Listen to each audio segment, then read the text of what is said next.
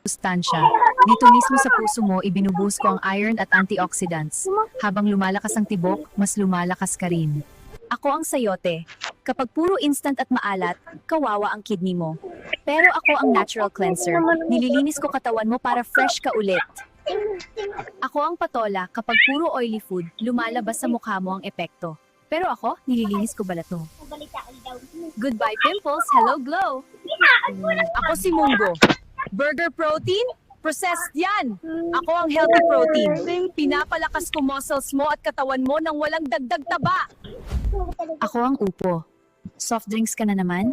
Sige, pero ako ang tubig gulay. Pinapalamig ko katawan mo at kontra sa dehydration. Hydrated ang katawan. Ako ang repolyo, ang belly cleaner.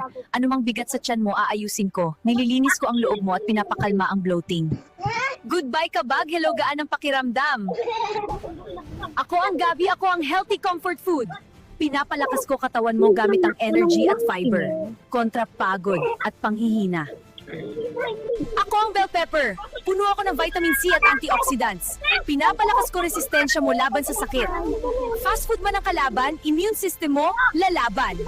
Ako ang talbos ng kamote.